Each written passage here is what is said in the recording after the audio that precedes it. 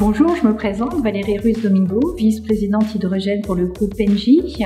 Alors avant d'aborder l'hydrogène, je voulais juste rappeler que le groupe Engie s'inscrit totalement dans la transition énergétique c'est un acteur primordial et elle propose des solutions notamment à ses clients qui sont décarbonés, donc sobriété énergétique et évidemment friendly environnemental. Aujourd'hui, au FACOP, nous sommes sur toute la chaîne de valeur de l'hydrogène, de la production d'hydrogène renouvelable jusqu'à la distribution en passant par les infrastructures, c'est-à-dire le développement de pipes dédiées hydrogène ainsi que du stockage souterrain.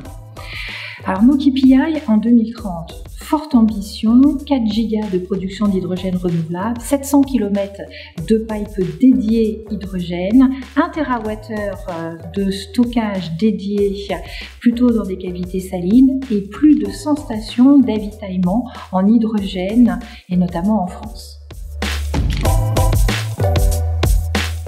Alors au niveau international, le groupe Engie dans l'hydrogène est présent sur à peu près 15 pays. Alors évidemment, nous sommes en Europe, aux Pays-Bas, en Belgique, en France, en Espagne, au Portugal.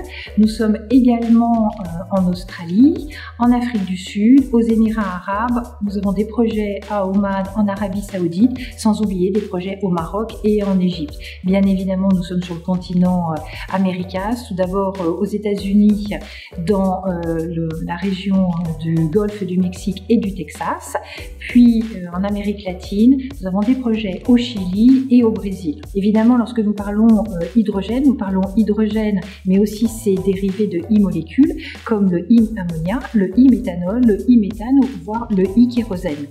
Environ 100 projets en tout, dont 30 de production d'hydrogène ou de e-molécules dérivés. Nous avons 2 projets en construction. Le premier qui est celui en Afrique du Sud, où nous avons pour la première fois un électrolyseur de 3,5 MW pour alimenter le premier gros camion minier sur une mine de platine d'anglo-américaine. L'inauguration a eu lieu en mai 2022. Et puis le deuxième projet où nous sommes désormais en construction, c'est un projet de 10 MW en Australie qui s'appelle le projet Yuri, où nous construisons pour produire de l'e-ammonia pour l'usine de Yara.